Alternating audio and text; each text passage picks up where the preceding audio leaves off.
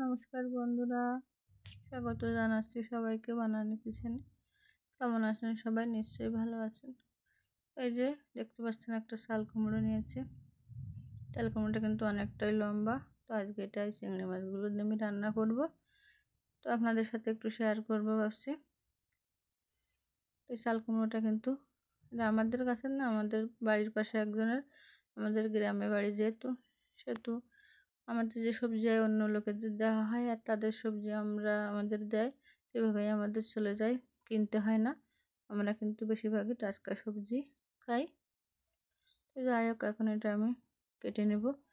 তো সেজন্য যে বটি নিয়ে নিলাম, প্রথমে মুখটা কেটে মাঝখান দিয়ে একটু আমি যে চিড়ে নিলাম, যেহেতু অনেকটা লম্বা তো তারপরেও মাঝখান দিয়ে আর কাটা দিলাম দিয়ে আমি এখন এটা ছেলে নেব।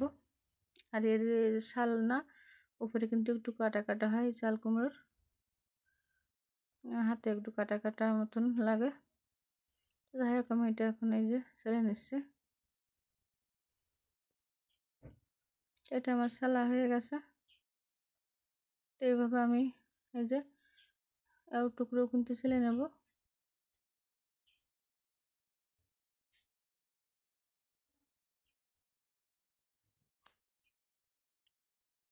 এটা আমার সালা হয়ে গেছে, ছেলে আমি মাঝখান দিয়ে কেটে নিলাম। আর এই যে এর ভিতরে যে বিচিটা কিন্তু এখনও তো জালি, তারপর আমি ফেলে দিলাম। এইভাবে বিচিটা দেব না, ফেলে দিয়ে এইভাবে কুচি কুচি করে নেব। এখন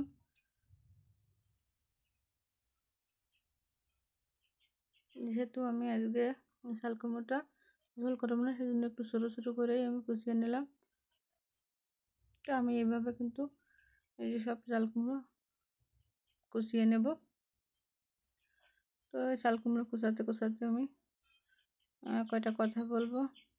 আসলে অনেক বন্ধুরা আছেন যারা, আমি আগেও বলেছি, কমেন্ট করেন অথচ লাইক করেন না। তো কেউ এরকমটা করবেন না।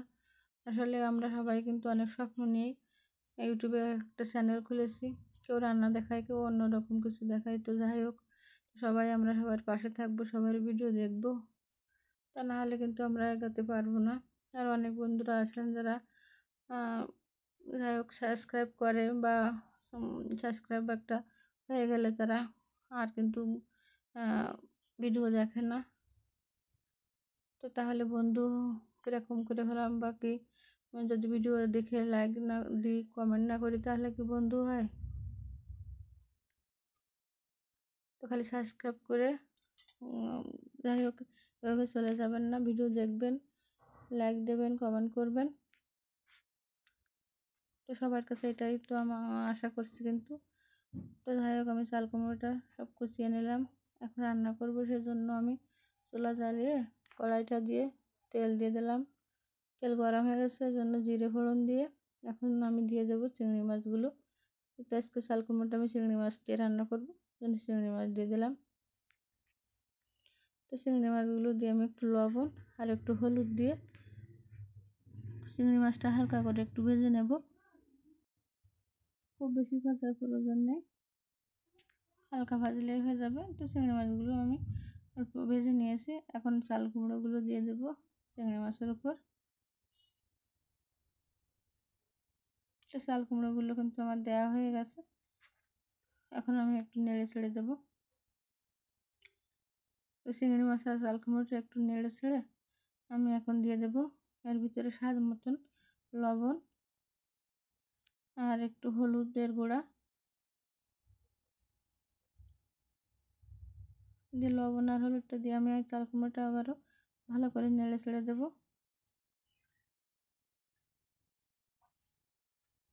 চাল কুমড়োটা নেড়ে ছেড়ে এখন দিয়ে দেবো এর ভিতর আমি 4টে কাঁচা জাল একটু চিড়ে রেখেছি। এর ভিতরে কিন্তু আর একটু জল দেওয়ার প্রয়োজন হবে না, আমি এখন ঢেকে দিয়ে একটু জাল করে নেব। আমি ঢেকে দিয়ে কিছুক্ষণ জাল করে যে ঢাকনাটা এখন খুললাম, অনেকটা কিন্তু এখন জল গলে গেছে, এই যে দেখা যাচ্ছে কিন্তু জল। তো সেই জন্য কিন্তু আমি জল দিয়ে, চাল কুমড়ো লাউ এই ধরনের সবজিতে কিন্তু জল হয় অনেকটাই। জল দেবো না, যেহেতু আমি আজকে ঝোল করবো না, সেজন্য জল দেওয়ার প্রয়োজন নেই। তো আমি আবারও ঢেকে দিলাম। আমি আবার কিছুক্ষণ জাল করে নিলাম ঢেকে। তো ঢাকনা খুলে এখন একটু নেড়ে ছেড়ে নেবো। তো এখন কিন্তু আমার চাল কুমড়োটা অনেকটাই কিন্তু সিদ্ধ হয়ে গেছে, অল্প একটু বাকি আছে। এইভাবে ঢেকে ঢেকে কিন্তু আমি এই চাল কুমড়োটা রান্না করব। এইভাবে ঢেকে ঢেকে রান্না করলে কিন্তু খেতে খুব সুন্দর হবে। তো এখন আমি হালকা একটু চিনি দিয়ে দিলাম। চাল কুমড়ো কিন্তু হালকা একটু চিনি দিলে খেতে খুব ভালো লাগে। আপনারা যদি না চান না দিতে পারেন, তবে আমি হালকা একটু চিনি দিলাম। দিয়ে চিনিটা একটু ভালো করে চাল কুমড়োর সাথে নেড়ে ছেড়ে নিলাম। এখন আমি আবার আর একটু ঢেকে দেবো। এটাকে আমি আর একটু একটু কিছুক্ষণ জাল করে নিলাম। জাল করার পরে আমি ঢাকনা খুলে এখন আবার একটু নেড়ে ছেড়ে দিচ্ছি। আর খেয়াল রাখতে হবে যেন তলার দিকে লেগে না যায়। এখন কিন্তু জলটা শুকিয়ে গেছে, সেহেতু লেগে যাওয়ার একটা সম্ভাবনা থেকে যায়। সেজন্য একটু নেড়ে ছেড়ে দিতে হবে বারবার। তো এখন আমার চাল কুমড়োটা কিন্তু সিদ্ধ হয়ে গেছে। তো এখন রান্নাটা শেষের দিকে, তো আমি সেই জন্য একটু তেল দিয়ে দিলাম। তেল দিয়ে চাল কুমড়োটা একটু নেড়ে ছেড়ে দিচ্ছি। যেহেতু তেল দিয়েছি সেহেতু আমি আরেকটু জাল করব। তো চাল কুমড়োটা এখন আমি একটু এই যে মেলে দিলাম কড়াইয়ের চারিপাশে। মেলে আমি এভাবে একটু জাল করে নিলাম। এখন চাল কুমড়োটা কিন্তু আমার হয়ে গেছে। তো আমি এই চাল কুমড়ো আর চিংড়ি মাছের উপরে একটু জিরে গুঁড়ো ছড়িয়ে দিলাম। দিয়ে জিরে গুঁড়োটা আমি চাল কুমড়োর সাথে ভালো করে নেড়ে ছেড়ে আমি কিন্তু মেখে নিচ্ছি। জিরে যেহেতু ভাজা জিরে গুঁড়ো কিন্তু খুব সুন্দর একটা সেন্ট, তো সেই জন্য আমি জিরে গুঁড়োটা দিয়ে চাল কুমড়োটা ভালো করে নেড়ে ছেড়ে নিয়ে এখন আমি নামিয়ে নেব। চাল কুমড়োটা আমার নামানো হয়ে গেছে।